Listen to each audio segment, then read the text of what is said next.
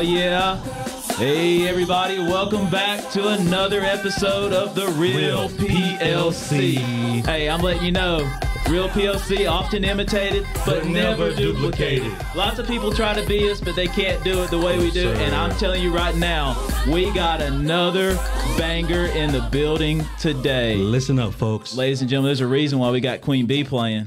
Because we got the Queen Bee herself. We got the Queen Bee, Miss April Ross. Is in the building with us. Welcome to the studio. PLC. Thank you so much. Oh, yeah. I'm excited to be here. This is going to be good. We're super excited that you're here. We're honored that you're here. Oh, yes. Definitely. We cannot wait to get into it. Let's get into it. I've been great. That's awesome. Just came off spring break, so it was wonderful. Oh, well, we're about to go into spring break, okay, so right, we're about to be really good. Right. Oh, yeah. So, like Coach Williams said, thank you for being here. Yes. I know you're busy. Being here. I like to be part. Yeah. Plug it. Look, see. Right. Always plugging. This ain't got no choice but to be good today. Oh, boy. It ain't got no In choice. For a treat.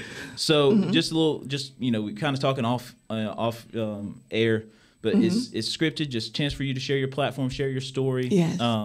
Super excited because, I don't know a lot, but I know a little bit. I did a little research, but not enough to spoil. Okay. Because I like to learn in the process too. So just like I said, just chance for you to share your story, chance for us to be vulnerable, human, and you ain't gonna hurt us feelings if we ask a question and you're like, hey, I don't want to. I'm an open book. Hey, you. So let's get to reading. All right, so page 1. Right. So let's start at the very beginning. Where are you from?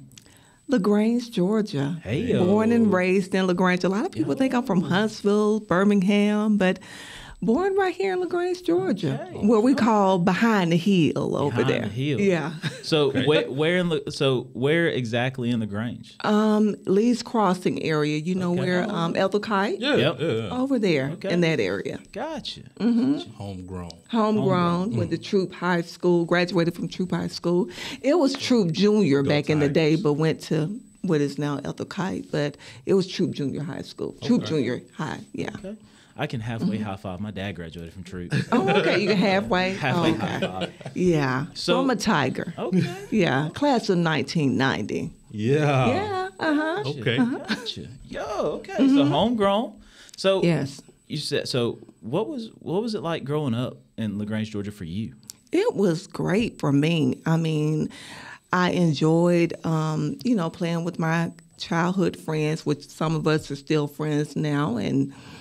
I really didn't. I was just talking about this with my husband that I really had a good childhood.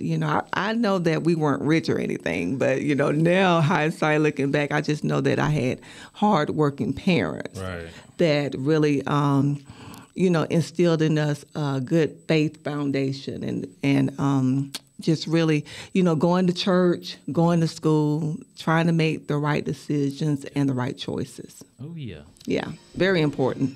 So, looking at like the childhood, where'd you go to elementary school?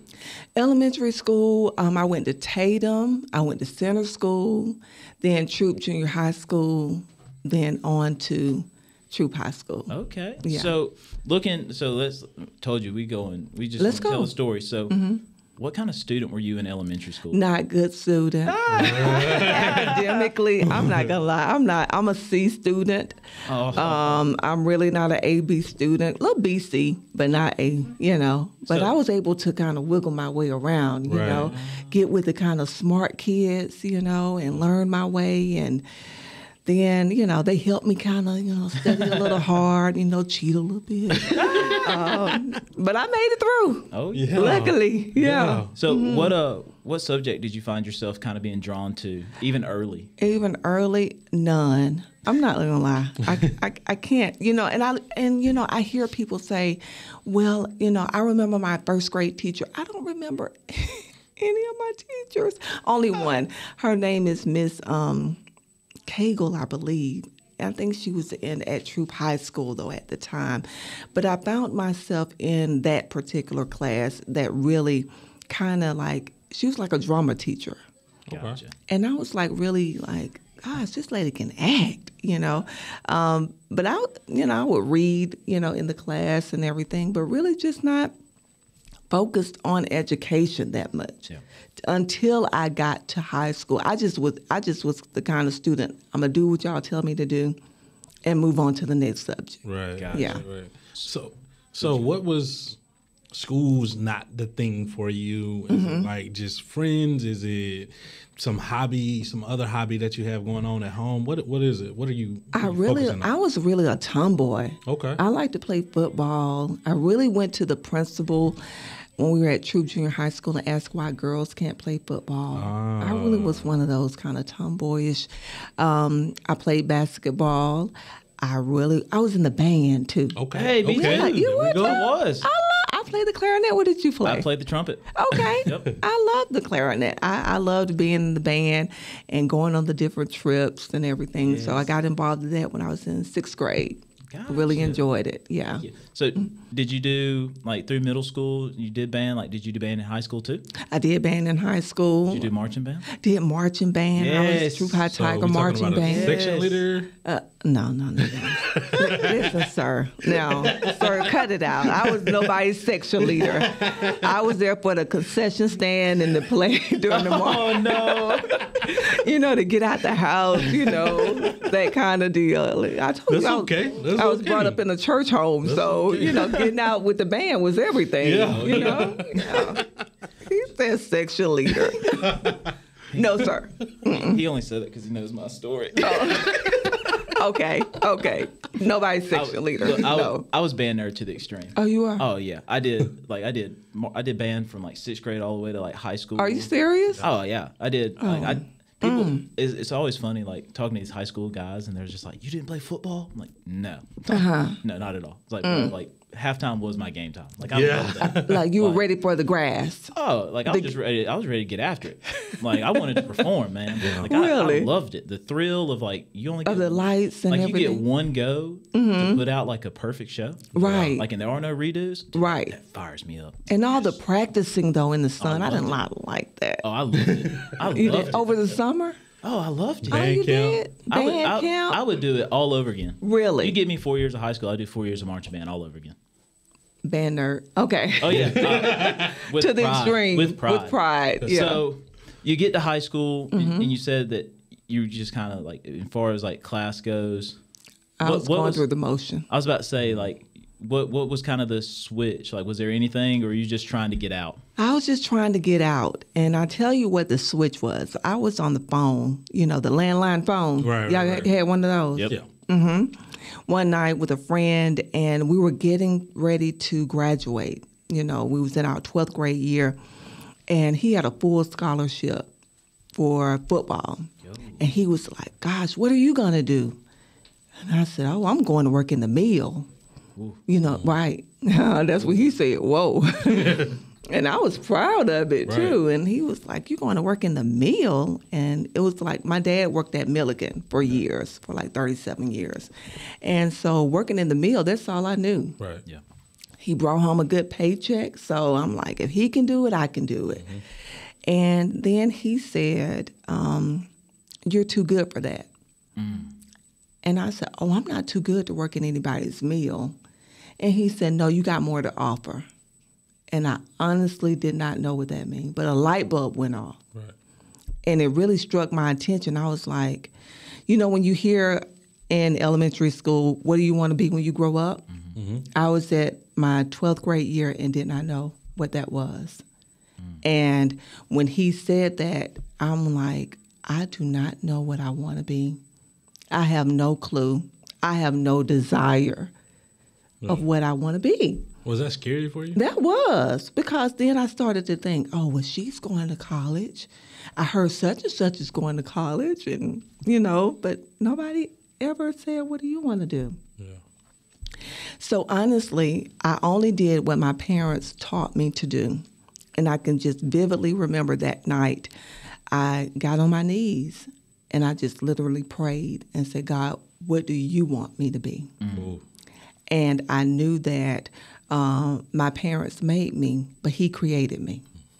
And I knew that I had to ask him what I want to be. Because my mom, she worked in a woman's kitchen. she would cook for them. Okay. So she was like the modern day maid. My dad, he only had a 6th grade education, and he was he really couldn't read that well, but he was actually able to work himself up into Milligan's meal. So I knew I couldn't ask them. They would just be like, whatever you want to do, I don't care. Just get a job or something. But at that moment when I prayed, it's just something igniting in me about being on television. I didn't know what it was, never felt it before, but I knew it was something about television that was going to cross my path. So I started to pursue that. So you get to graduation. You said you're kind of sitting there, you're like, I don't know. I didn't even have an application or anywhere. So what, like outside of like the meal, like, so what's the next step after you graduate? What'd you do? So I went to work at, oh man, y'all remember Golden Corral? Oh my God. Why did they take that away? Right. Golden Corrals and Ryan's and LaGrange. All right, come on. Yeah. My dad, he cut grass for a lot of people in the area. So he was just like, asked the guy who owned Golden Corral at the time, can you give my daughter a job? She don't know what she wanted to do right now. Because I didn't even apply for any jobs upon graduation, and any colleges. So that August, I had missed out the deadline. Right. So I stayed home and I worked at Golden Corral until I was able to go in January, go to school, go to Alabama State University. Okay. Yeah. Hornets. ASU. That might be. Montgomery, Alabama. That's right. Yeah. Just kind of curiosity. That have to do anything with BeeTV? It does not. Okay, look, I'm just sitting here speculating. I know. And people will say, you are still having the colors. Yeah. But really it's not. I mean, it just kind of happened to flow that way. Okay. You're literally in your car buzzing around the city getting stories. Yeah. I think it fits. Yeah, properly. it does. Right. It's a horn and a beat, kind of same thing. Yeah. So you go to Alabama State. Right. What are you studying? Communications. Okay. Radio, television, communications. And that's when I really was like, I better get these grades up. I really better work hard, because then it really was like, I'm not just going through the motion. Right. I'm paying for this. Yes. So I was really working hard, on my studies. I didn't party at all, really. I just kind of like did what I'm supposed to do and did my schoolwork, and I would come home periodically. Did you catch a lot of flack for that? I did. They would just be like, you don't go anywhere. You're the nerd of the group, But, hey, I was just like, I'm a homebody. I'm an introvert. Yeah. I've learned that over the years. So I was comfortable being that. I was okay with that. Right. Yeah. I was the same. So when I graduated from Miles College. Okay, my nephew just graduated from Miles. Okay. Yeah. Golden Bears. Yeah. So when I got there, I did nothing but schoolwork. Yeah. As I didn't know what I wanted to do before I got there, I applied late, got accepted late, and I was like, when I get here, what are we partying for? It's time to work. It's time to work. It's time to work. So I totally understand that. Yeah. I totally get that. Yeah. So after you say your prayer and you get this inkling for television, was there anything else that kind of popped up in your mind that kind of, that you were thinking about? Or was it, once you said the prayer, you got TV, you were just stuck on it? I was stuck on TV, and I was stuck on, for some reason, I was just going to be wealthy. I didn't know, not that I'm, I don't worship money or anything, but something just kept saying I'm going to be wealthy. And I said, well, I'm going to make money. I'm doing television. These people don't make any money, I don't think. But I knew that down the line, somewhere, somehow, something was going to cross my path. But I just felt like, if I get to television, that's going to be my path, and I'm going to be able to create wealth some kind of way. So were you looking at doing just the production side, or were you wanting to be on like an actress, things like that? I felt like I was going to be a reporter at first. Okay. That I'm going to be on television. Yep. I'm I'm not going to be behind the scene. I'm going to run any cameras. I'm going to put that mic up, and I'm going to tell the story. Gotcha. So that's what I went for. That's what I was going to do, and lo and behold, my first job, I wasn't doing that. But anyway, we'll get to that, I'm sure. So after Alabama State, so you reached graduation at Alabama State. What's the plan? Well, let me go back to Alabama State. So when I went to Alabama State from 91 to 93, 3 or 4, 93. Because then, you know, I was like a year and a half from graduating. Yeah. My mom passed away. So I was like, you know what? I had this thing that I'm going to move to Atlanta. Why? But anyway, so I just quit. Yo, Right. I know, right? Oh my, so close. I know, so close. And I moved to Atlanta. And I said, you know what? I'm going to get a job and I'm going to make it some kind of way. And but see, that's when you go trying to do things on your own. Your way. My way. So I started working and, you know, working and struggling up there. You know, I was working for AT&T, got a job at AT&T. And that's where you wanted to land a job at, like a Bell South. Yep. AT&T, that was back in the day. I don't know where Bell South is now. But anyway, so we were I was working, I was making some good money. Yeah. But I was not happy. You know, we made a good amount of money, but I wasn't happy. Yeah. I was just going through the motion. And I'm just, you know, at this point then I have had a baby with my high school sweetheart at that time. And just really struggling, though, with life, period. And just like, you know, I'm making money, but, you know, I'm paying bills. I got a baby now, but I'm not happy, you know. So what's going to make me happy? But see, I was just really following him and what he wanted me to do and what we were going to do. And then one day I'm just like, I got to be happy. Right. Yeah. I don't know what that means and what that looks like, but just making money and you're not happy doing it, what you love doing, then to me, at that point, it wasn't worth it. Right. So then one day I was just like, I'm going to go back to school and get my degree. So where'd you go? I applied at Clark Atlanta University. Okay. And I prayed before I went to orientation, to Clark and everything. And when I got to Clark, and I don't know about y'all, but when I'm in line somewhere, I'm like, God, just lead me to the right person. Lead me to the right person.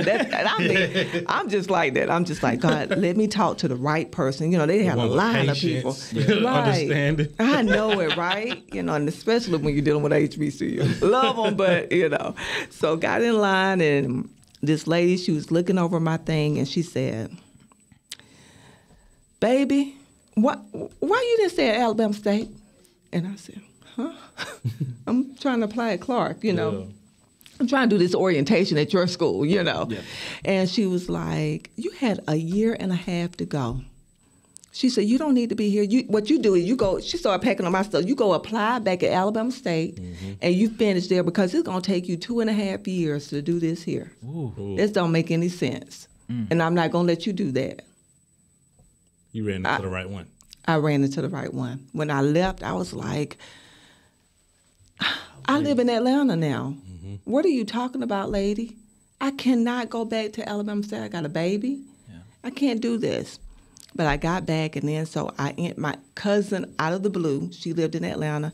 She ended up calling me about something else, and she said, how did the orientation go? And I told her what the lady said, and she said, you need to move back to LaGrange, and you can do this. And I said, whoa, hold up.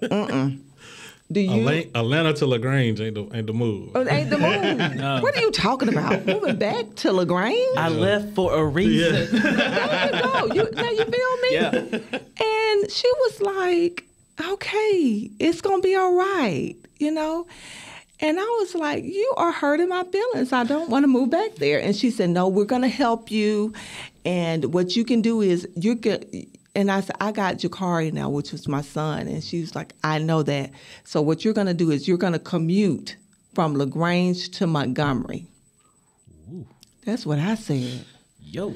I said, you making that sound so easy. That ain't as easy as not every day. And no, exactly. And then so we hung up, but she had me thinking. And then out of the blue, her brother, who... He's not a psycho, but he's like a prophetess. I don't know what he is. He said he's not. But anyway, they had not even talked. But he called me out of the blue, And he said, what are you doing? And I said, you know, just got some things on my mind. He said, I'm just calling, checking on you and everything. He said, you ran across my mind. And he said, I see you in this blue house. Girl, that's divine intervention. Yeah. That's what that is. Right. And I said, a blue house? And I said, no, I'm staying in an apartment. It's brown. And he said, no, not right now, but I see you in a blue house. And he said, I felt like I needed to call you and tell you that I don't know if you're about to make a move, but it's a blue house that's going to be involved. And I said, okay. And then I started thinking, did she call him? I said, did you talk to your sister today? He was like, no, I didn't talk to Marcia because he lives in Texas. So he's like, no, I haven't talked to her. What's going on? And I said, oh, nothing. And that was it. So then a couple of days later, my cousin called me again, Marcia, who told me that she said, have you thought about what I said? She said, because I'm really not trying to put you in a bind, but LaGrange is going to be it for you. And she said, and you can go, you know, nobody is staying at Granddaddy's house. Granddaddy house blue. It's blue. It's got to be blue. Whoa. Granddaddy house is blue, y'all. Oh, when she said it, I quickly pictured it in my mind. I was like, got to be more careful. All I said was, okay. I knew then. What else could you say? What could I say? What else? What else am I going to say? No. And I said, okay. So I told my son's father, we are moving back to LaGrange, and that was it. I started our journey, and I applied to Alabama State. Now what? I got to commute. Yeah. So I started that journey. I had a little Hyundai Scoop. I don't even know what that is. I know. I'm sitting there like, He said, what is I thought you that? were going to say a Sonata. No. They don't even make them anymore. No, they were so, oh my gosh, trash. But anyway. So just to be clear, we're talking about a daily commute from LaGrange to Montgomery? Yeah, like Monday, you know, the classes were Monday through Friday. Right. So I had to commute, and I enrolled Jakari into school in LaGrange. And when I would drop him off, luckily I had the best support system. My sisters, just about to ask you. Like, it was my sisters, my daddy. You know, they would make sure, because I would be in Montgomery, but they'll make sure he get off the bus. They got him and everything. He would be all bathed and greased up when I got home, and I mean everything. But I did. I started Monday through Friday, commuting every day, Monday through Friday. And then what happened was, I had to do an intern at the radio station there. And so the lady was like, but don't get on the air. All you do is play the music. That's all my interns do. They play the music, they set the playlist, and do the computer and everything. I said, okay. So one day this girl went out on her break, and she got involved in an accident, a little minor fender bender, but she couldn't get back on the air by the time it was time for her to go back on. No. So they were like, the lady was like, look, all you do is open up that mic and say the time, the temperature, and what's coming up next. And I said, okay, here's my chance. Opportunity. There you go. So I opened up the mic. I gave the time. I said, this is April Hand and whatever, that was my last name then. And opened up the mic, said my name, time, temperature, told them what the next song was going to come up. And the program manager ran in there. He said, was that you? And I said, yeah, did I do it wrong? And he said, can you work weekends? Man. Just like that. Won't he do it? He did it. Yes.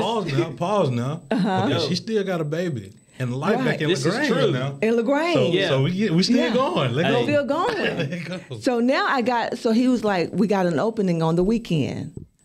So what does that mean? I'm going to be commuting 7 days a week. Ooh.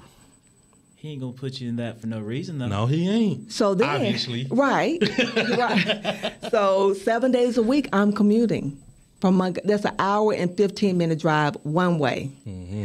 Yep. So then my car broke down. Man. So my dad was like, you're going to have to get a new car because you can't, this car is, we can't do it. Yeah. So my dad helped, and then now my husband, who was my boyfriend at the time, now got a little boyfriend down here. So they went in together and gave me the down payment for my car. So I had a brand new car off the lot. Awesome. Which allowed me, I didn't have to worry about was it going to break down on me or anything, but I commuted 7 days a week. And it wasn't tiring for me. It was just, I was so excited every day to go to class. You know, at this time now, I'm almost approaching 30. It's a complete 180 from AT&T.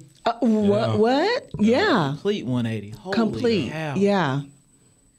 Yo, what was the radio station, if you don't mind me asking? WVAS. Okay. It was on campus. Okay. And I was the first student that they had ever hired. Yes. That would get a paycheck. Trendsetter. Trailblazer. Yeah. Yeah, they said they had Golly. never hired a student. And I was the first student that they had hired.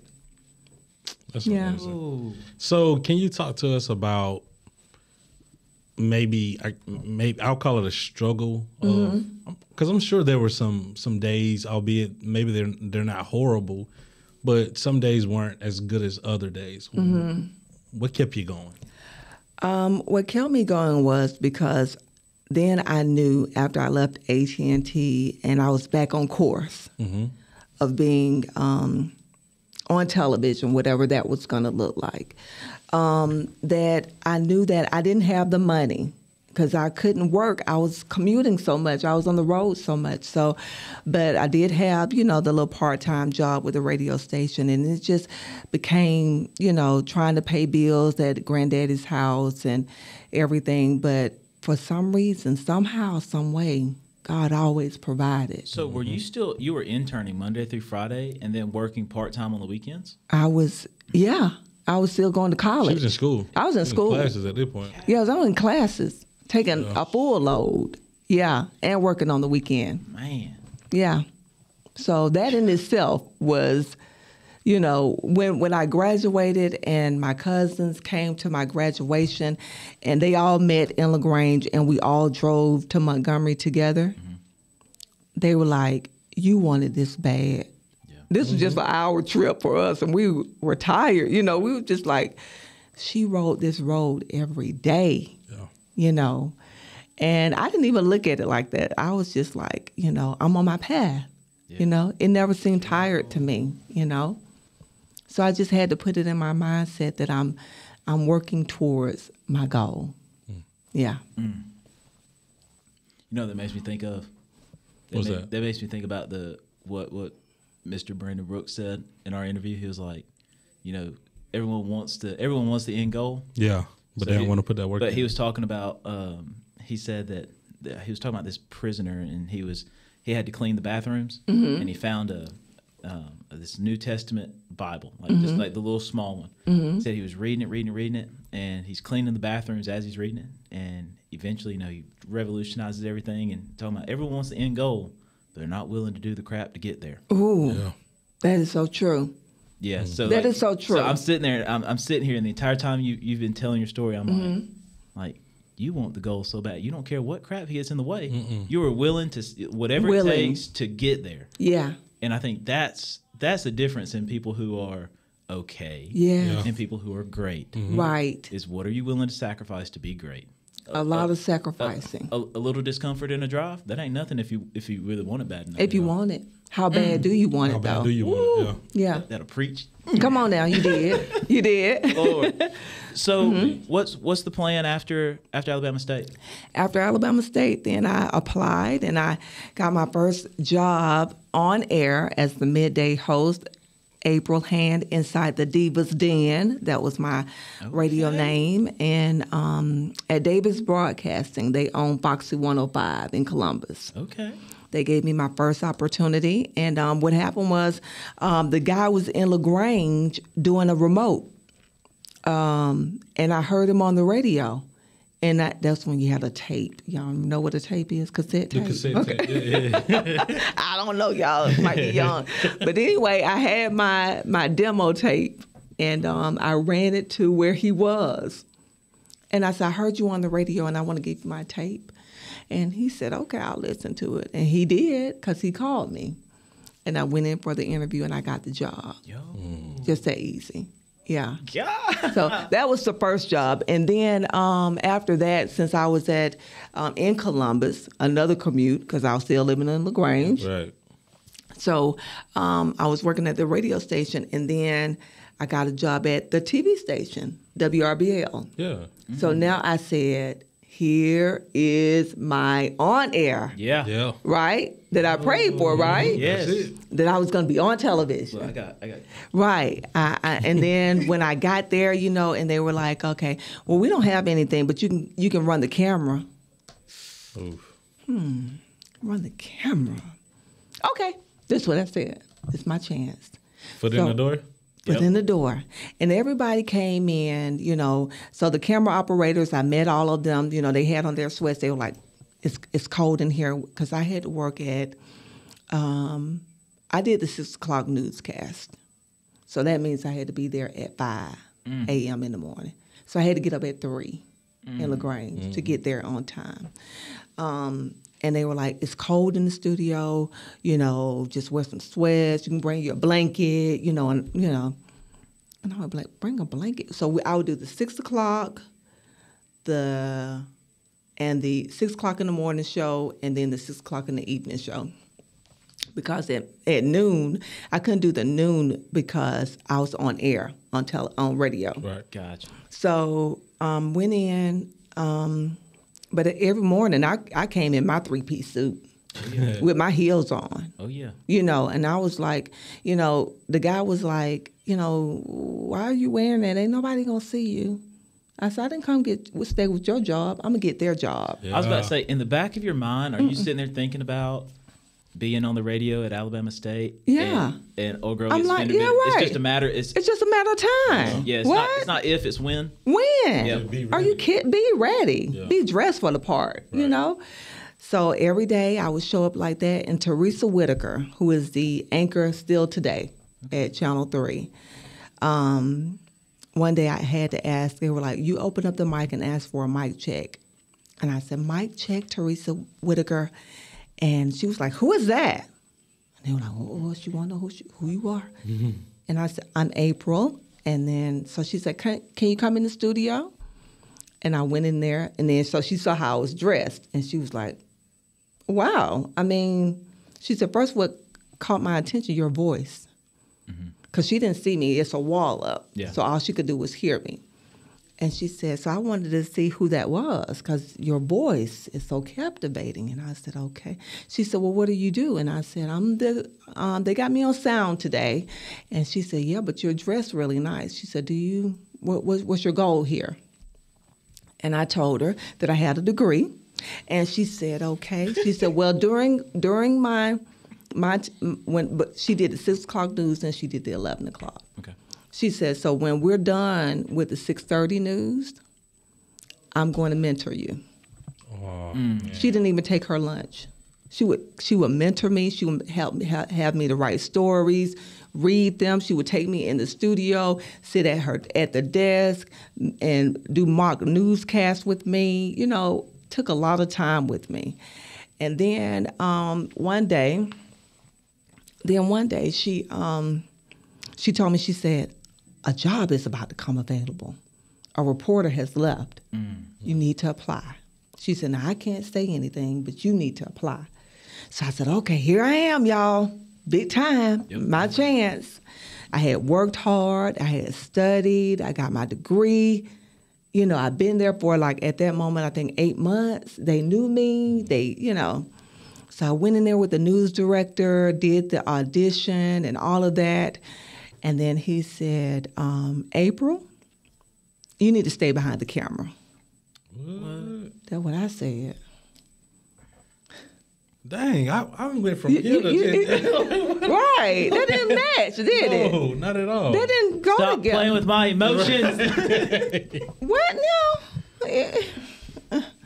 Stay behind the what? You sure? I work hard. I think you stuttered. I've been training. He said it just like that. He was blunt about it.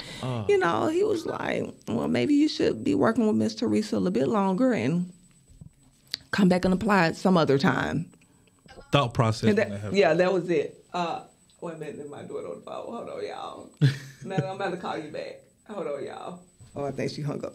But anyway, so then I was devastated, but not destroyed. I was bent. Say that again. Say it again. Devastated, but not destroyed. What do we call that? Audio gold. Certified come audio on. gold. Yes, Lord. Bent, write but it not down. broken. Yeah. So I dusted myself off. My grandfather always said, "What's delayed isn't denied." Come on. That's it. That's it. That's it. It's not denied. No. You just wait on your turn. Everybody's turn is coming. You just wait on it. But my path, I realized this ain't my path. So I said, okay, and I quit that job. I knew my time was up. It wasn't going to be a second chance for me because I wasn't going to give them one. Right. So I said, well, he said what he said, so now what am I going to do? Yeah. And that's what I did. I said, okay, well, I put in my 2 weeks notice, and I left. So I'm like, what am I going to do now? But I heard you say that I'm going to be on television. Yeah. So now I'm not on television. So then I went and I started just working at a call center from there. And from there, I started to do taxes and all kinds of stuff. And then realized, I know it's coming. I just don't know how. Yeah. I'm not going to apply for another job. I'm not going to do that. I just knew I wasn't. Because I'm like, what am I doing this for, And my husband owned a hair salon. Okay. And he's owned a hair salon at that time, I don't know, 20-some years. And he said, I know you hate the call center, which I had already quit. And quit that too. I know, I bet y'all said she quit a job. But did. I quit a job. I know, I did. And started doing taxes. And then we opened up a smoothie shop, a coffee shop, and that didn't go well either. And he said, I don't know, but you're going to have to find out what you're going to do. Yeah. Because you are a Ross, and we don't fill out applications, we give them out. Sometimes Step up to the plate, man, Ross. Right. I don't know what you're going to do, but that truth will put you in jail now. man did it. I was like, okay, they are entrepreneurs. Right. He has owned his own, he ain't worked for nobody but, him. And I'm like, okay, I see where you're going with this. But I don't know what that looks like. So one day, a deputy was shot in West Point, and a young lady, Danielle Reed, called me. And Danielle was a young lady who would come frequent my smoothie shop all the time. And but I would encourage Danielle. I would say, you what are you doing? She did hair and stuff, and I said, well, you need to go get your license to do hair, and you need to, just encourage her. But then one day it flipped on me. And when the deputy got shot, it was Danielle who called me. And she said, it's a lot of police here in West Point. We don't know what's going on. They right in our back door. We don't know what's going on. I said, okay, well, the news stations will be here in a minute. They'll let y'all know what's going on. And she was like, no, you the news. You can be the news lady. And I was like, no, because I don't work for anybody. And she said, no, get your phone, go Facebook Live, and act like you're a reporter, and act like and tell us what's going on. And I was like, is that legal? That's what I was thinking. I was like, I don't know about that because I don't know if I can do that. And she said, yes, you can. And see, previously I had owned a photography company called Honey Productions. And I had thought about one day maybe I can do some interviews with people, but I didn't want to call it Honey TV, and bees make honey, so it would be BeeTV. So that's what I thought. So then she said, it's so many people, you got to come. Yeah. So I ran up there. I was like, this is crazy, but I'm going to do it. So I ran up there and went Facebook Live, and I'll never forget. And actually, he and I talked every time we see each other. Sometimes when we see each other, we talk about it. And he is the public relations coordinator for the for Troup County Sheriff's Department, Stuart Smith. And Stuart was out there, of course, because he was going to tell everybody what was going on. And Stuart said, I can never forget when you came and put that phone in my face. And I'm thinking, who is this with a phone? He said that had never happened before. Never. Nobody was doing Facebook Live reporting. So he said, he could hear, he said, you were saying, so tell us what's going on. He said, all I'm thinking in my mind is, what are you doing with this phone, though? You know, it doesn't seem real, you know? Especially then, Fox 5 had gotten their WTV and WRBL with their big cameras. Yeah. And all I had was my phone. That was all you needed. That's all I needed. I used what was in my hand. Ooh. You know, you can't just make excuses. Right. I had to make it happen. So I remember that day, I stayed on live for 6 hours. People were bringing me backup batteries. They were going to Walmart and buying me a battery to get plugged back in. And I mean, it was a standoff that night. And we stayed out there for 6 hours. And it got cold. Danielle brought me a jacket. It was, I mean, even the people from Atlanta, they were out there with their big news trucks, and they were like, who are you? And I said, I'm April Ross. And they were like, who are you with? And I said, myself. Yeah. BeeTV, you know. And I just ran into Elizabeth White. I don't know if y'all know Elizabeth White from Channel 3 now. But she ran up on the scene, and she was like, who is April Ross out here? And I said, me. And she said, I followed your Facebook Live all the way here. My gosh, who do you work for? And I said, nobody. She said, girl, you doing it, you know. So then I realized that what our community didn't have was live reporting. Because we would have to wait on Columbus to come. Yeah. We would have to wait on Atlanta to come. We had our newspaper here, but who was really going live with late-breaking news? By the time you hit the newspaper, you already know what happened. Exactly. So, you know, I'm like, then I became the news lady, you know, around town. So then my following just began to grow. They would call me. People ask me now, did I have a scanner or do I have a scanner? I never owned a scanner. You know what? That's a great question because I always assumed you had one. Because I was like, this lady is everywhere. Like, well, and people say that. They were like, you beat the other people. Even sometimes the police is like, seriously, how did you get here? You know, they would be asking me like, it's like, you beat me here. Yeah. You know, the police be like, for real, how did you get here? But born and raised here, you got the community. Yeah, they started to believe in me. Yeah. They really did. And they would call me through Facebook and say, hey, such and such is going on. This is going on. I relied on the community. Right. They trusted me. So they would always just inbox me and say, where something's going on, I was able to go get to the scene. Wow. Are you, when you first start, are you afraid or you just like, you gun-ho, I got to get in there? I'm gun-ho. Yeah. And my husband will be like, okay, we got to take some security. Master security? I'm having fun. You know, this is, you know, I'm doing what I'm supposed to do. He trying to protect his baby. Right. Yeah. You know? Yeah. I'm like, dude, you know, I'm okay. You know, God gonna protect me. And he was like, yeah, but can you get a 45 or something? No, I'm scared of those things. So I was okay with that, you know, and I just went out and I did it. I was happy doing it.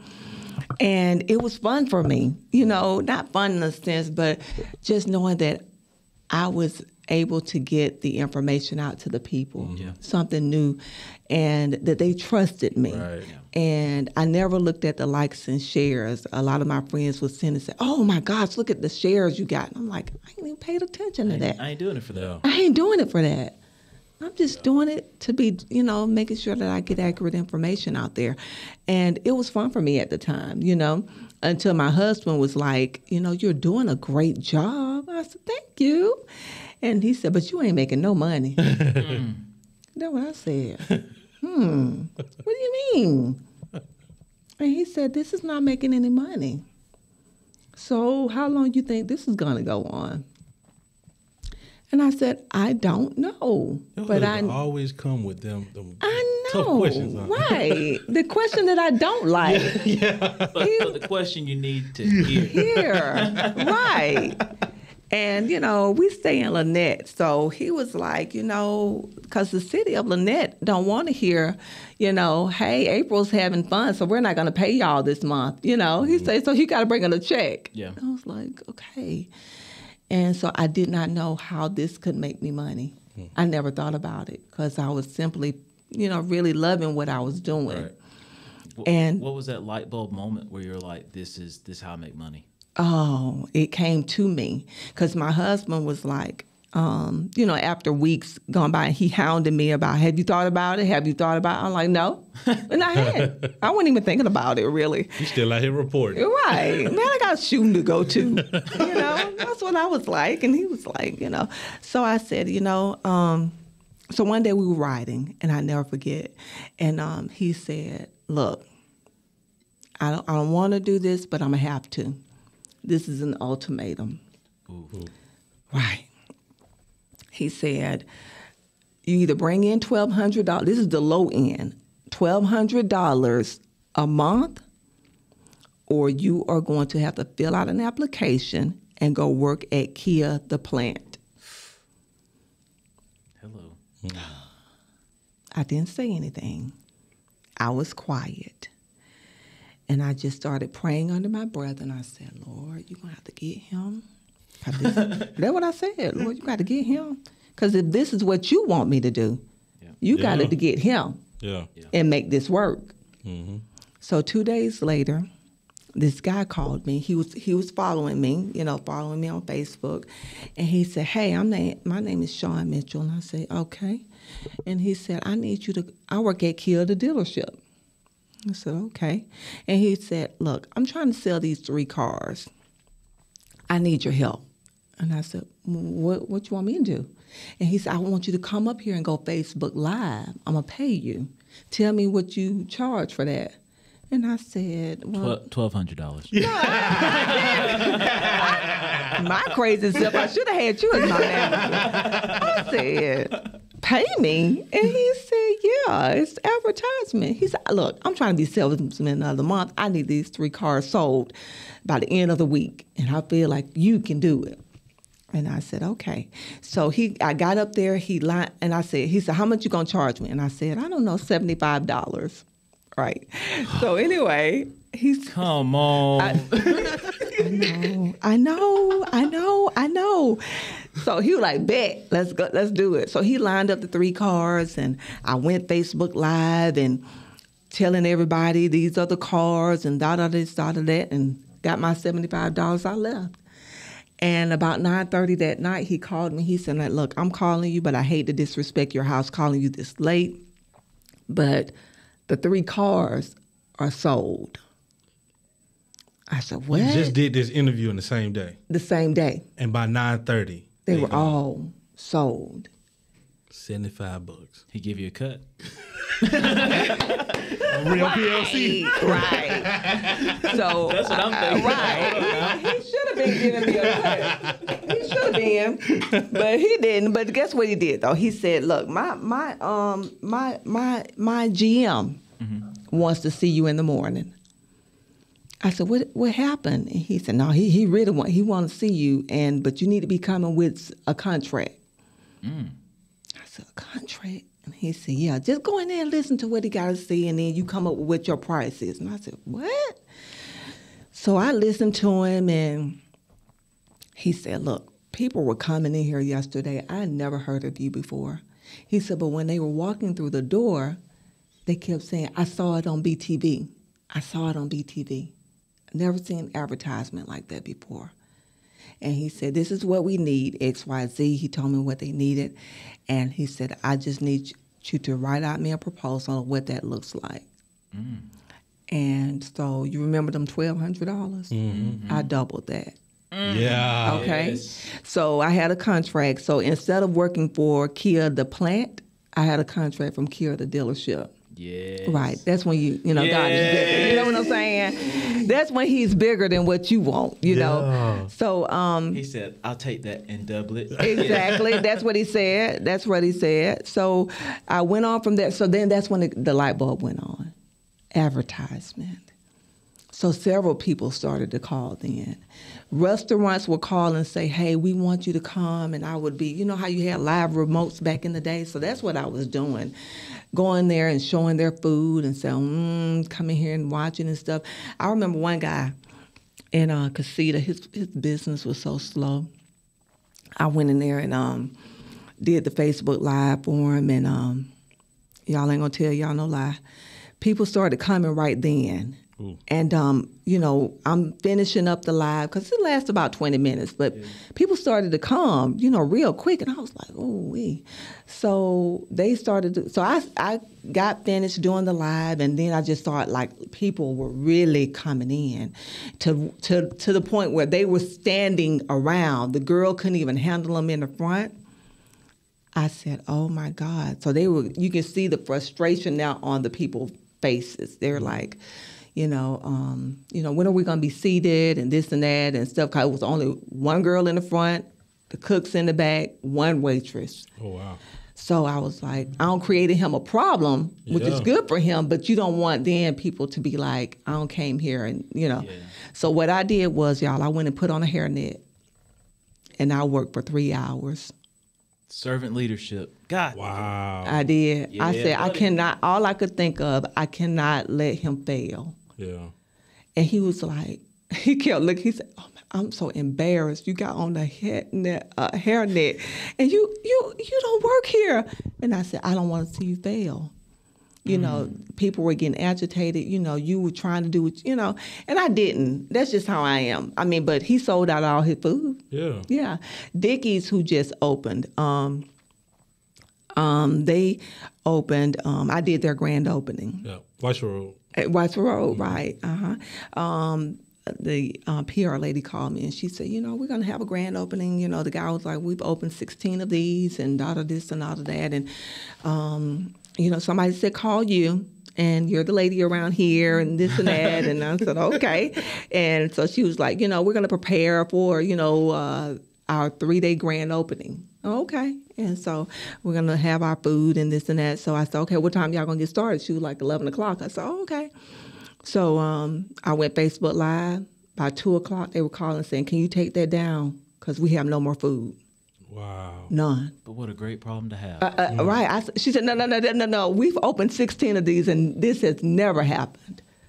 Never. Wow. So that in itself was a testament to, we try to put out a great product. Yeah. And to me, yes, I have to do it to make money, but I want them to see the results. Right. I want to go back to the Kia dealership, the $75. Yeah.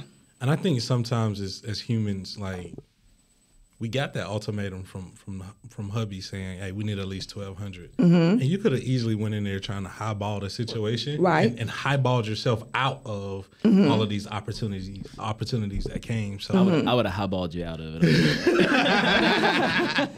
That 75 turned into 2,400. Yes. Your number. Yes. Yes. It's amazing. It is. Yes.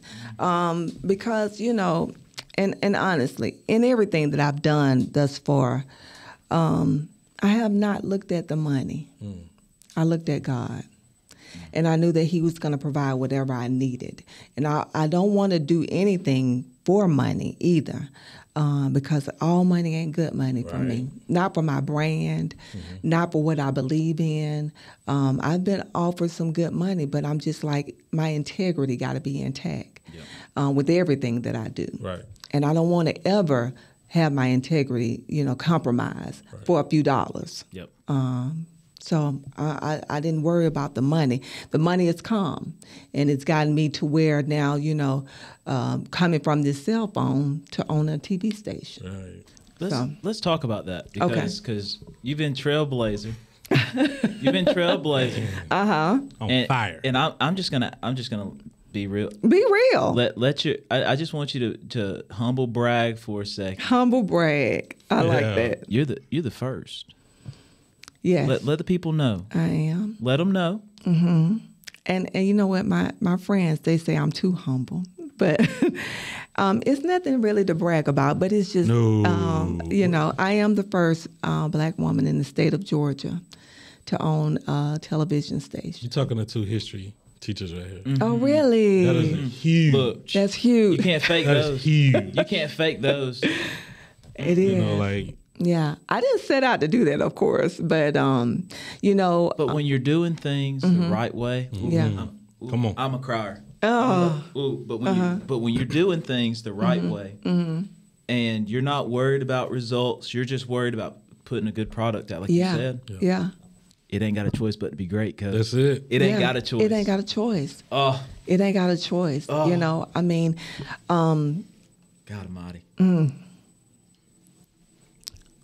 I never really think about it. I was about to say it doesn't seem like you I don't. you think about it. I don't. I really never think about, you know, I'll just be thinking, you know, I'm just working. You know, I'm sitting here. So, Coach said you got two history folks. And I'm just going to be completely honest and transparent because that's all I know how to do. My parents would smack me if I didn't. I remember seeing Barack Obama get elected president. I'm a black, white male. You tell me I'm looking in the White House and I see me. Yeah. And then I'm sitting here and me and my wife talked about this. When you get the election of President Joe Biden, you get Kamala Harris. Yeah. And so there's your first woman vice president. Yeah. So you go first, you know, I'm kind of unpopular opinion. You know, yeah, you can look at Barack as the first black president. I look at him as the first biracial president because that resonates with me. Right. And then right. and then for me, like you see Kamala Harris go in. And so now, and I'm probably the only guy that will ever be like, man, I hope if me and my wife were to have kids, I hope I'm a girl dad. So you mean to tell me that I can look at my kids and go, hey, You can do that. there ain't nothing you can't do. Right. And so now there's young black women, young black girls in Troup County that look and go, if Miss Queen BeeTV can do it, Real talk. ain't no way in hell nothing can stop me. Right. Right. You And got- that is true. Yeah. That is true. It's a very, you know, humbling experience to be in this position.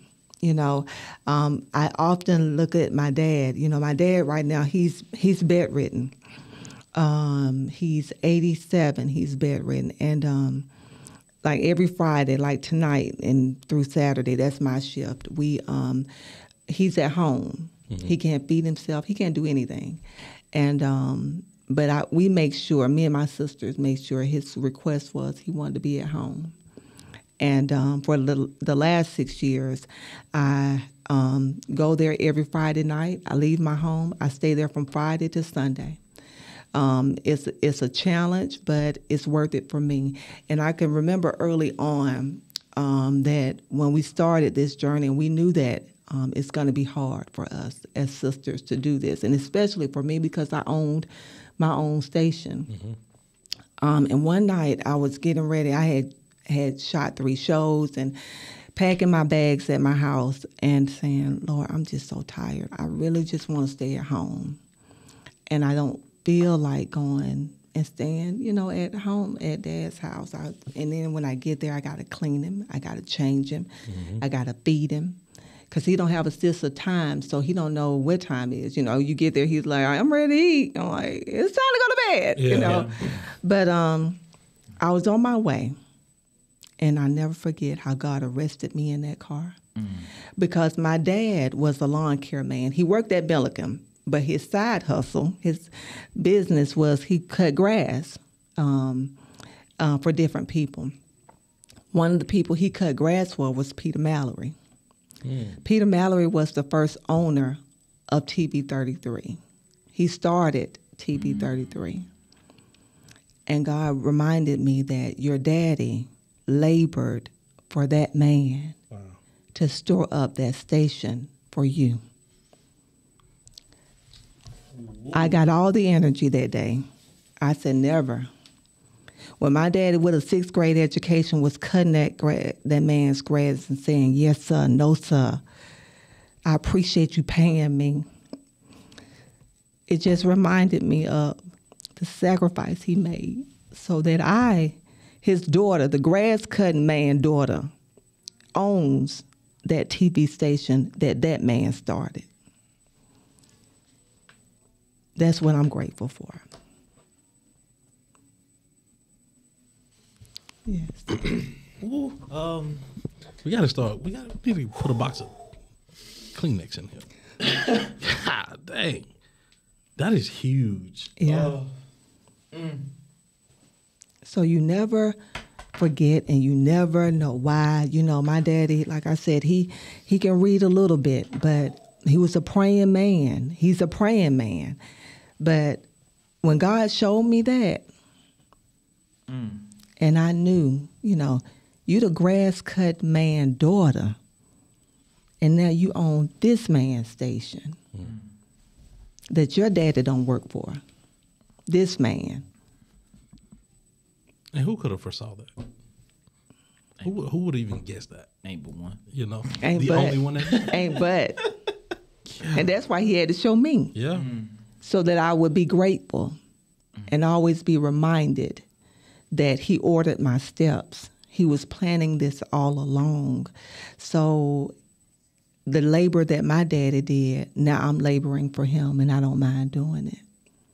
You know, I don't mind, you know, and I have to get up at 4 o'clock in the morning when I'm at his house to go to the TV station and program it, come back to his house, feed him, and then change him, bathe him, but I don't mind doing it at all. You know, all the laboring that he did for me, he's just getting it back in return. Yeah. Wow. Golly. Ms. Ross, that is a powerful story. That is a That's powerful the truth. message. Yeah. Oh my gosh. I'm going back to when you prayed and then you got TV. So is your dad still cutting the grass then? Yeah, he was cutting the grass when, are you saying when I bought it? No. When you were in high school. Yes. He was still cutting the grass then. He was still cutting Peter Mallory's grass. Actually, when I got my when I came home for one summer, he said, "Are you going to school for TV, right?" I never forget. I was like, "Yeah, Daddy." And he said, "I'm going to ask that man, can you come and look over what he be doing?" I said, "You saying an internship?" And he said, "Yeah, that thing." He said, "I'm going to ask him." He did. And he allowed me to intern at the station. Peter Mallory did. Sometimes you get a glimpse at your future and don't even know it. Don't even know it. You don't even know it. You don't even know it. It was, you know, and I did. I interned that summer and learned, you know, at TV 33, and it was, you know, it was a great thing. But hindsight, looking back, you know, like you said, when I prayed and I got the inkling to do TV and to be on TV. But God reminded me a few years ago when I was thinking about God was true to his word for me. But I was thinking small when I heard him. And he said, I thought he said on television. But what he was telling me was OW in it. On television. That part. Yeah. Gotta listen. Gotta listen. Gotta listen. He's bigger. His thoughts are bigger than our thoughts. His ways are not like our ways. And I just went on a different path of doing it, you know? So now I'm in a position, now when I got to the position of owning the television station, God reminded me, this is not for you. I want you to own it, but I want you to give other people an opportunity, because they don't have to go and run to Atlanta and Hollywood for the opportunities. I'm going to allow you to create Honeywood right here in LaGrange, Georgia. Yes. Yeah. Whoa. Yeah. Honeywood. Honeywood. Like that. Yes. Listen, as soon as you start putting scripts out, I'm coming to sit for one. Yeah. Yeah. If you ever need a typecast for like a coach or That's you. That's you. Yes. So I'm just curious, how did you even come about TV 33?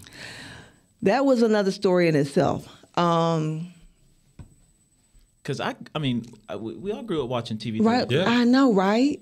Now what I can say, which we know about Peter Mallory's demise, but what I can say, he promoted that station. He put that station on the map. I'm looking at the logo now. Right. Like the Virginia Tech logo TV. Right. You can see it. It was downtown. Yep. Right. You had the coaches show. All of that. Everything on there. Everything. Right.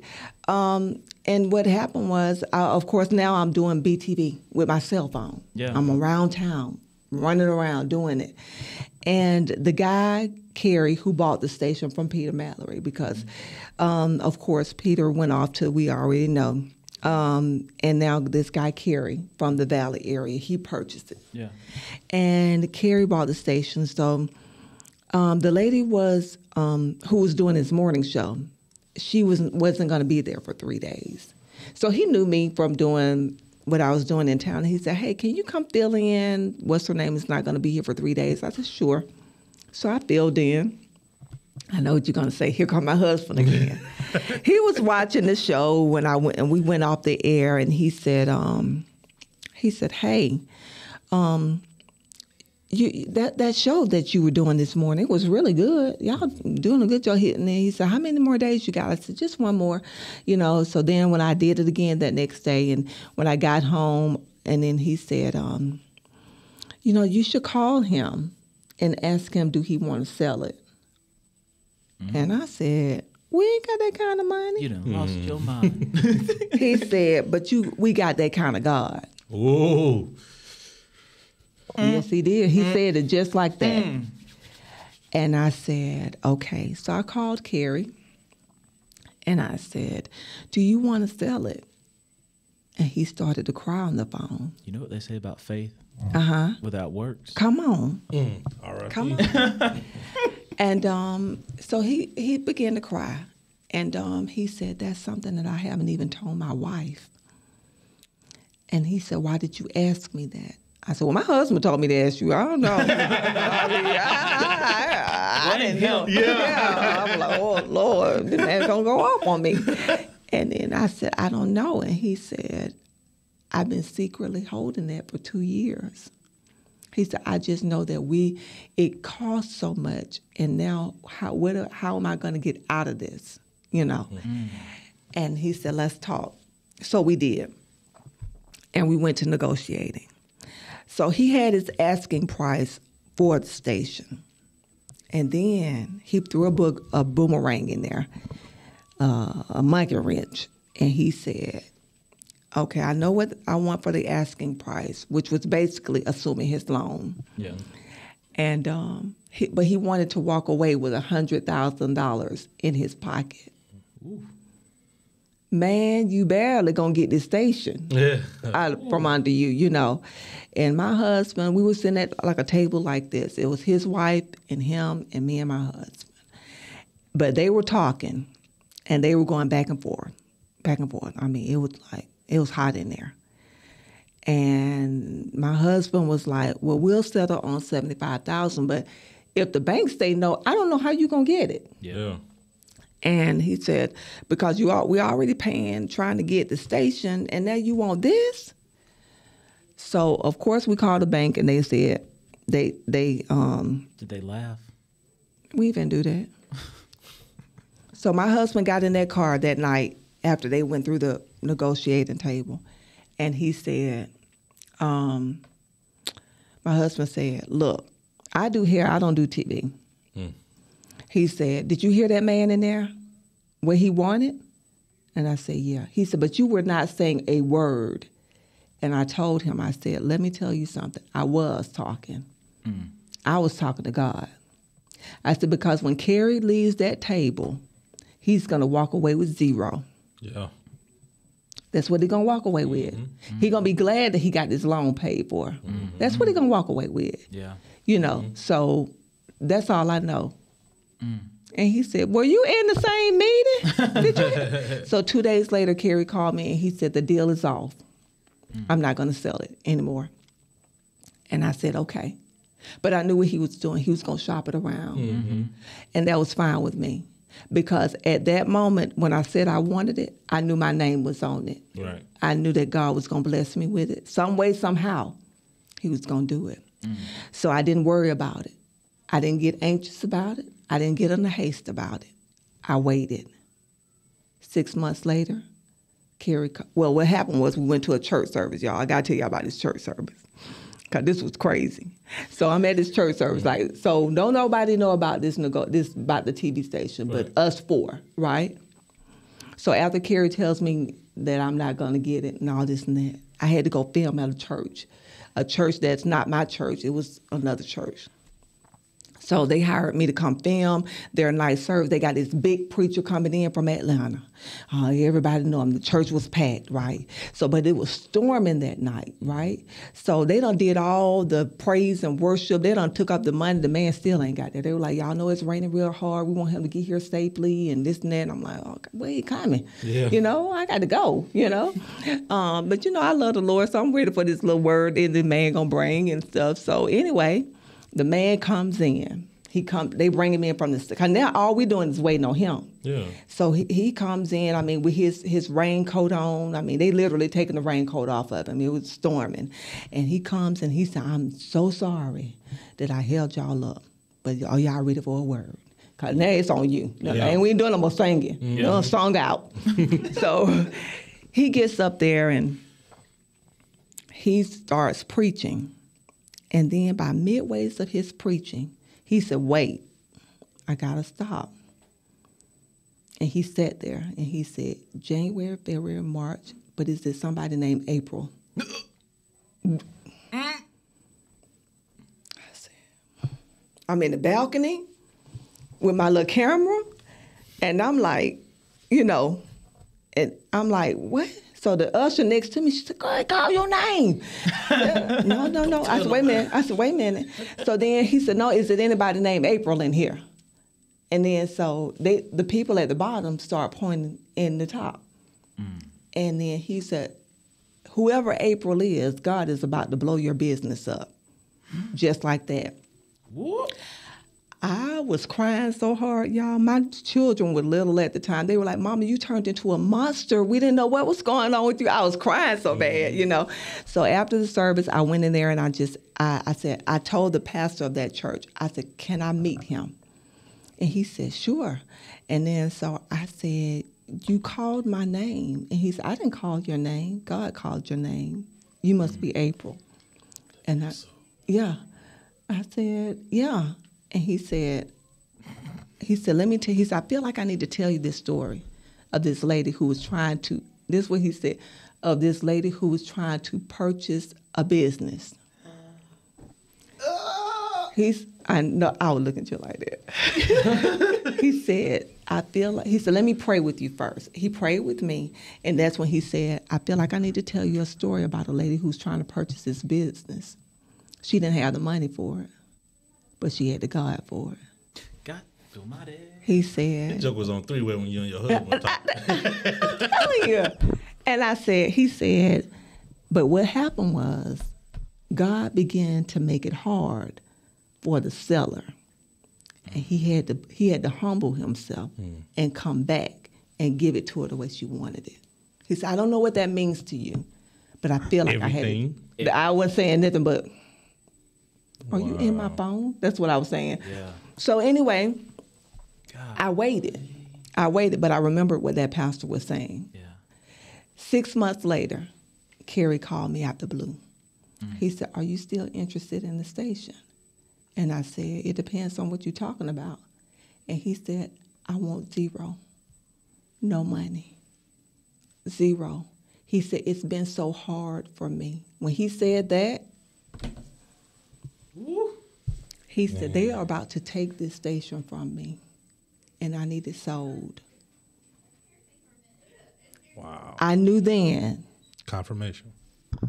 We went back to the negotiating table, but it wasn't nothing to negotiate. We went straight to the bank.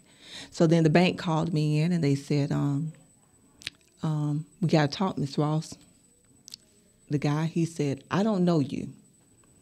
He said, we got this loan at the bank, and it's got to be, we got to go ahead and do something about it. Mm-hmm. He said, but I don't know you. He said, but now, this is a huge loan. Mm-hmm. He said, and y'all got property and stuff, but y'all ain't got enough. Your credit score is okay, but it need to be way up there. Mm-hmm. So he said, so this is what I'm facing. You really ain't got the money. You really don't have the credit score. He said, so I took the work home, trying to work it out for you, and it just won't work out. He said, and I never take paperwork home, but I knew that what was at stake is the license for the station with the FCC. If we lose the license in this city, it's going to be hard to get back. So I started thinking, well, who can buy it? He said, so I had the paperwork at home, and my wife said, you never bring paperwork home. What is it? And he said, somebody's trying to buy the TV station. And she said, who is it? And he said, her name is April. And she said, April Ross. And she said, I don't know them. And he said, she do something called a BeeTV. He said, my wife ran and got her phone. And she said, oh, my God, buddy, you should see what this girl do. She said, this is where I get all my news from. He said, she was just going up and down her phone. He said, because I'm not on social media. I don't get into that stuff, but my wife loves it. He said, she was just like, if she can do this with a cell phone, what you think she going to do with that station? That filled the gap. He said, that sealed your deal. And and the yes and no stops with me. And it happened just like that. Yo. For all the listeners out there, man, stay down, keep grinding. Keep. Stay prayed up. Keep. What's for you will be for you. Wow. Just that simple. You don't have to beg for it. You don't have to try to beat anybody out. You don't have to try to make it happen in your favor, because it is going to work in your favor if you wait on him. I would have never seen myself in this position. Yeah. I just wanted to do good work. So it's important for me to say this, because listening to the story, so you and your husband, y'all didn't blow up the spot when this man said he didn't want to sell it to you? Mm-mm. I just went back to work. You just went back to work. I just went back to work. And so that allows God's plan to go full circle. Right. And you come back and he's like, here. I just went back to work. I didn't get mad. Because if you got mad, that could have blown it up. And because you know what I said, because his wife called me in the middle of the no, and trying to still want us to do this $75,000. And she said, because it's a big station. This is what she said. It's a big station. I can never forget. I was at a client, and I stepped out to take her call. Girl, I've seen big station. What you talking about? She said, it's a big station that can write a check, and they can do this, and you're gonna allow $75,000.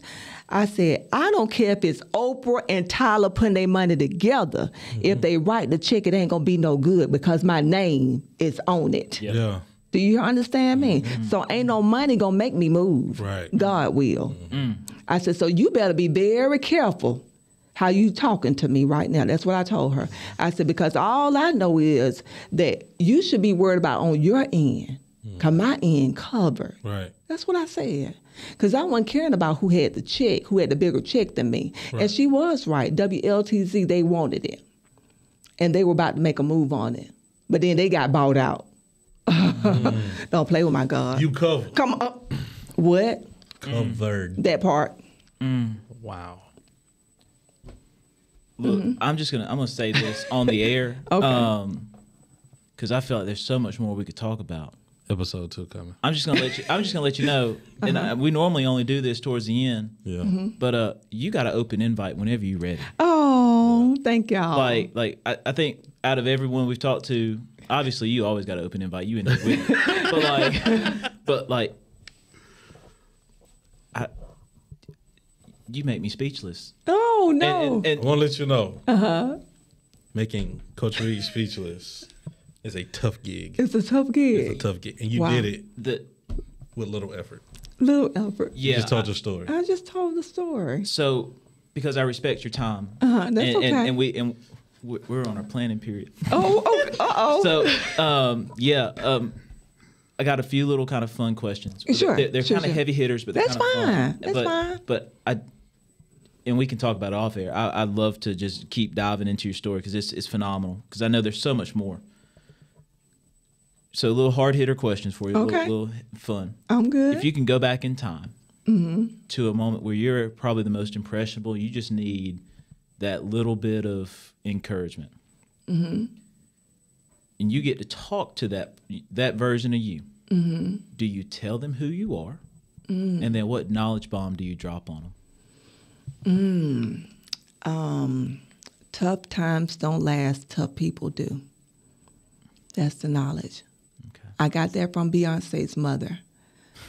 She came and spoke in Columbus, and that was resonates with me. Yeah. So that's what I would tell the version of me, because it was tough times, but they did not last. And I guess I'm a tough person that did. No, ain't no guessing. No, ain't no guessing at all. Ain't no guessing at all. And I guess it. Yo. What age or what part of your life are you giving yourself that knowledge bomb? I'm giving that at I would say 15. Okay. The reason why? My reason why is because, well, no, I would say 19. Okay. 19. That's when I lost my mom, because she was my best friend, you know. Like, yeah, I grew up in a 2-parent household, but I'm like, you know, I was a mama's girl, you know, and for her to just drop out of my life like that, you know, and I'm just now trying to become a woman, you know, and she made it so easy. You know, she made it look so easy, which now, hindsight looking back, it was hard for her. You know, she would go in and she would cook in a white woman's kitchen and say, in the 80s, okay? Saying, yes, ma'am, no, ma'am, you know, but then come home smiling, and she got our clothes from Messors. You know, I had to do it in Burke in the 12th grade, you know, made it look so easy. But, you know, knowing that she wanted the best for her girls, you know, so that's at 19, that's what I would tell myself. Wow.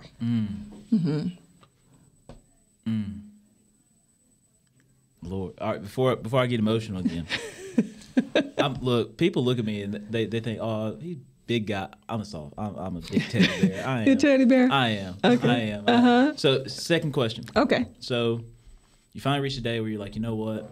I'm done. I'm gonna pass it to the next generation. You retire. What legacy does April Ross, Queen Bee, BeeTV hope to leave? I talked about this to my daughter the other day, that I'm trying to leave them a legacy of not just generational wealth, but just doing right by people, and doing the right thing. Because for me, you know, and I worked with Dr. Edmondson a lot. I'm over his media ministry at at our church, Bethlehem. And one of our most intimate last conversations was his mayor's ball. And when Katie, his PR lady, she called me and she said, he's requested that you sit at his table. And she said, but Corey, which is my husband, he's going to have to sit somewhere else. But, oh, Lord. But he wants you at his table. Yeah. And I said, okay. So then we were at Rotary together, him and I. And then he said, did Katie call you? And I said, yeah. And I said, you want me at your table? And he was like, yeah. He said, but did she tell you Corey got to sit somewhere else? I said, yeah. He said, I hope he's okay with that. And I said, okay. So that night, it was the first mayor's ball LaGrange has ever had. And he put it on.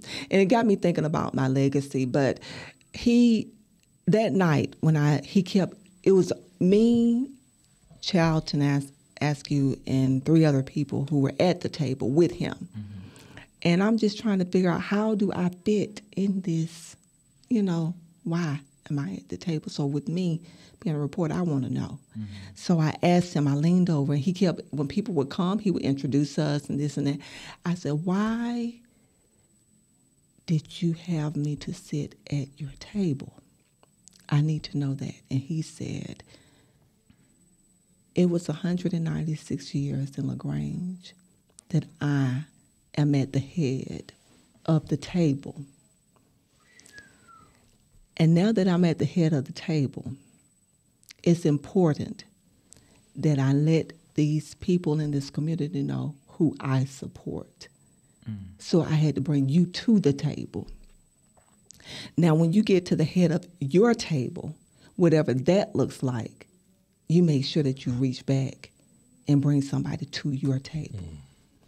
He said, so I'm making a move, and I don't know why, but I need people to see you. And I felt like it was my duty to do that in this moment. And I said, you know, that's what I was telling my daughter about, you know, the legacy I'm trying to leave is just to make sure that you do right by people. And it'll come back. And you'll get to the head of your table. And I'm glad that I asked him that night and not just leaving wondering why me, why he chose me to sit at his table. But now I realize God was strategically using him to place me, to make people notice who I was, who didn't support me before, and to see who I am. And I want to be able to know what people know in this community, that everything I do, I have LaGrange in mind and the surrounding area.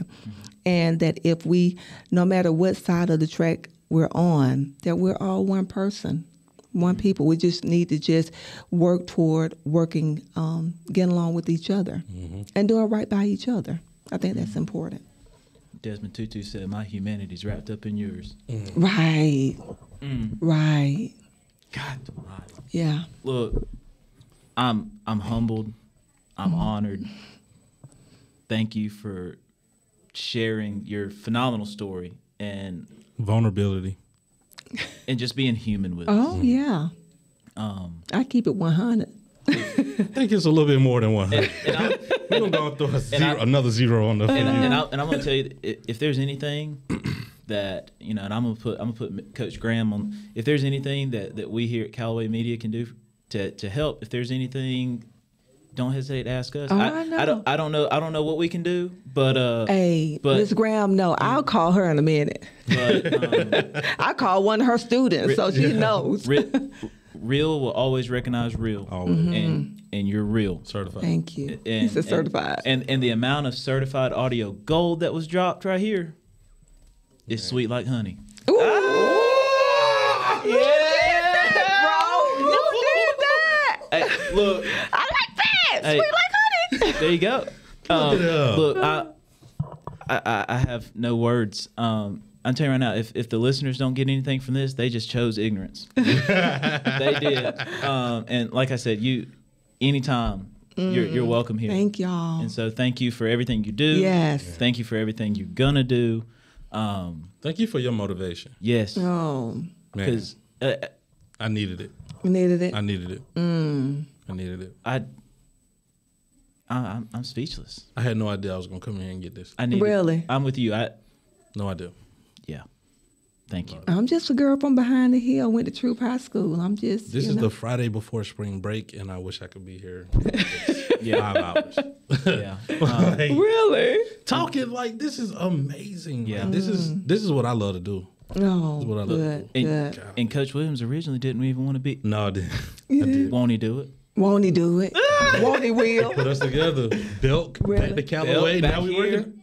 Right here. And we, Bro, if we would have talked about a kinfolk somewhere. podcast at Belk, we wouldn't have been like, what? Wait a minute, what's a podcast? It's divine. It's divine. It's his time. It ain't got no choice but to be great, Coach. No choice. You ain't got no choice but to be great. Every day of the week. We ain't got a choice. Yeah. We Even when it's hard. Like I tell my husband, and Lord have mercy, I wake him up every morning, but I get on my knees at 5 o'clock every morning, because I want my assignment. I never go out the house saying what April going to do. Destined I always for wanted greatness. what he's going to do. You're destined for greatness. You ain't got a choice. Look, we could sit here and talk forever. I know it. I've loved our conversation. I loved it. This is going to be awesome. Yes. Look, if y'all don't get anything out of this, it's your own fault. So, ladies and gentlemen, thank you for tuning back in to another episode of The Real PLC. Meetings dismissed. Sign the sheet on the way out. And when we come around to your rooms, we better see it in work. Peace out, everybody. Show. Peace out.